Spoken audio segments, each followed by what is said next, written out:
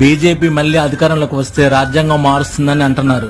అరే అదవల్లారా, రాజ్యాంగం మార్చడం కాదురా బీజేపీ చేసేది, రాజ్యాంగంలో ఉన్న తప్పుల్ని సరి చేసుకుంటూ వస్తున్నాము. నాకు తెలియకడుగుతున్నా, ఒక దేశంలో ఇద్దరు ప్రధానులు ఎలా ఉంటారు? ఒక దేశంలో 2 రాజ్యాంగాలు ఎలా అమలవుతాయి? ఒక దేశంలో 2 జెండాలు ఎలా ఉంటాయి? ఒక దేశంలో 2 ఎన్నికలు ఎలా జరుగుతాయి? కానీ మన దేశంలో జరిగాయి. మొన్నటి వరకు కాశ్మీర్కి ప్రత్యేక జెండా రాజ్యాంగం ఉన్నాయి. ఒక్కొక్క మతానికి వేరువేరుగా చట్టాలు రాజ్యాంగాలు ఉన్నాయి.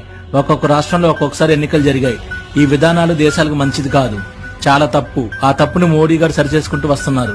ఇది రాజకీయ విధానం కాదు. 1950 నుండి మా నినాదం. అసలు ఇంకా గట్టిగా చెప్పాలంటే మా బీజేపీ పార్టీ సిద్ధాంతమే అది. ఒక దేశంలో ఒకే మతం, ఒకే జెండా, ఒకే చిహ్నం, ఒకే చట్టం, ఒకే న్యాయం, ఒకే రాజ్యాంగం, ఒకే ధర్మం, ఒకే దేవుడు, ఒకే ఎన్నిక, ఒకే పార్టీ, ఒకే ప్రధాని. ఇదే మా విధానం. ఇక మీదట 2 అనేవి భారత్లో చెల్లవు. ఇష్టం ఉంటే ఈ దేశంలో ఉండండి, లేకపోతే పాకిస్తాన్కి దుబ్బేయండి. ఈ విధానం మీద మీ అభిప్రాయాల అంగీకరణ మాకు అవసరం లేదు. మాకు భారతదేశ ప్రజల మద్దతు